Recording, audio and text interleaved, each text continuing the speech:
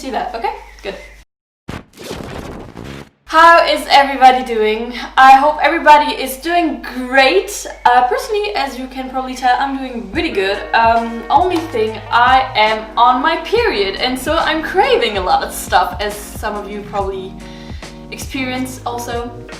Cravings, really not good when you're doing a cut, but I said, you know what, I don't care, I want to eat what I saw on TikTok, so we're going to do that. If you saw my last video, you know that I've been scrolling through TikTok for months now and I'm still addicted.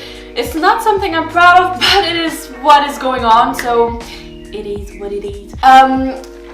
Yeah, I've been scrolling through TikToks and I've seen a lot of food hacks, a lot of food trends, and I want to try them out. There are some that are healthier than others that we're going to test out today, but there are also like a recipe for mac and cheese.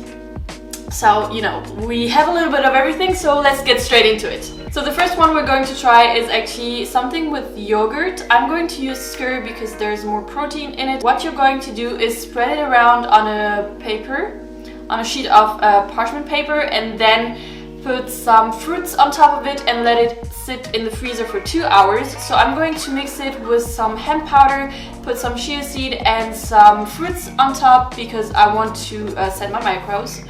So we're going to do that, and I'll be right back when it sits. I've let this sit 2 hours in the freezer and it looks actually pretty good.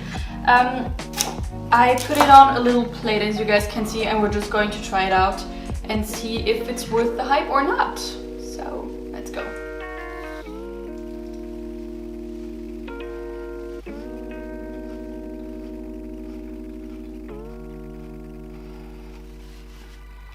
To be completely honest with you, it tastes a little bit like a protein bar, but just like freezing cold. It's good, it's really good, but is it worth the extra effort? If it's in summer, probably yes, because I'm not a huge fan of eating a granola bar or protein bar that are warm in summer, but every other time of the year, honestly, I wouldn't make this, I think. So yeah, I will give it a 6 out of 10 because it's still good, but I don't think it's worth the extra effort. So yeah, moving on to the next one. What we're going to try are mac and cheese. I've been craving these for months and months, and I was like, you know what, it's not the right time, not the right hour. But honestly, at this point, I don't even care. I know I'm currently on a cut, that I shouldn't be filming this and eating this, but I don't really care today. Like, no. Okay, so what you're going to need for this is a big mug where you're going to put half a cup of pasta in it and then half a cup of water, just so you can cover the pasta with it, a pinch of salt, and you're going to put it for 2 or 3 minutes into the microwaves. Now that your pasta are cooked, what you're going to do is take 3 tablespoons of milk, put it in there, and then 1/4 of a cup of cheese, and also put it in there, some salt and pepper, stir it, and then you're going to put it back for 30 seconds into the microwaves, and then you can eat it. We are going to test that out because it still looks like stringy and pretty cheesy, so let's try it out. It's probably burning hot.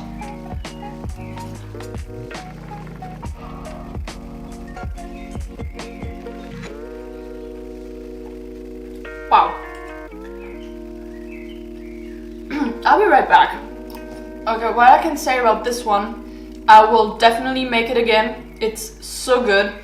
So a 10 out of 10 on this one, TikTok. I think TikTok might be actually the new way of eating. I don't know, but yeah, I do recommend this mac and cheese. It's really good. It's really easy to make, and like you do it in 5 minutes. It's... What do you want more? Cheese, pasta in a bowl. Life is good, man. Life is good.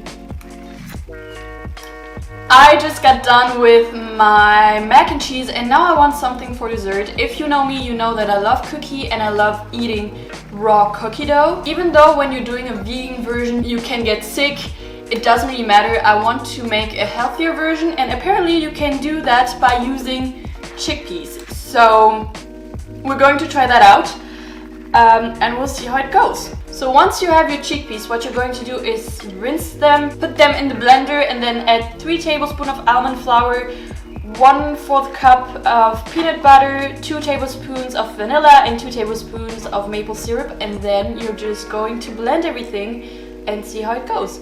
I have it here. Honestly, I don't know if it's a healthier version of a normal cookie dough, but I know that if you're eating non-vegan, it's probably a better option because you know that you can get sick with this one. So we're just going to try it out. I will blend you guys in a video of how it looks like. It actually has a pretty similar texture to a normal cookie dough, so we're just going to try that out. Let's try this.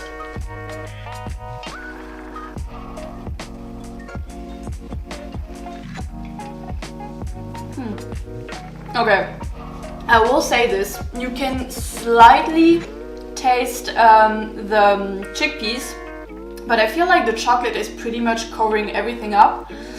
So yeah, I would give this one, I think, a 7 out of 10, because you can still kind of feel the chickpeas, but I mean, chickpeas have a pretty important like taste, so it's something that I could have predicted, kind of. But yeah, pretty good, and I will probably definitely make this again. Tastes pretty good, so there you go. Edible cookie dough without getting sick. Last but not least, I saw something. If you guys are following me on my channel, you know that one thing that I love to eat a lot of the times are smoothies. And I've seen this trend about galaxy smoothies being made out of blueberries and some milk, so I decided to give it a try and see how it tastes, because it would be just an addition to all the smoothies I'm making every single day, so let's go! Okay, so for this one, what you're going to need, first of all, is half a cup of blueberries that you're going to put into your mixer. Put half a cup of banana with it and half a cup of milk. Mix that all together, it should be really thick and creamy. And then you're going to rinse your blender and do a second smoothie that is going to go on top of your first smoothie with half a cup of yogurt and a half banana that you're going to put in there. You can also add pineapples, but I don't have any here, so I'm just going to put bananas and see how it turns out. Okay, so here we have our smoothie. I think it's a little bit more liquidy than in the video for the simple reason that I didn't froze my banana, so that's on me.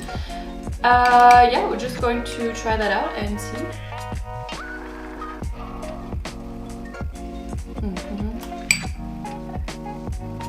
I would give this one a 10 out of 10. It's really good, it's really creamy. I would recommend taking a bigger straw because it's really thick, but it's really, really good. It's really good, plus it looks really tasty and really beautiful. Might be actually one of my favorite smoothie now, so if you ever see me do that again, you know why. But yeah, I don't know about you guys, but I personally love watching and also making these types of video while I get to try new things and taste new things. So if you guys like this video, please give it a thumbs up and subscribe to my channel without forgetting to hit the bell. It really helps supporting me and it means the world to me. Also follow me on social media. Everything will be linked down below. And yeah, if you guys liked it, I'll see you guys in next week's video. Bye!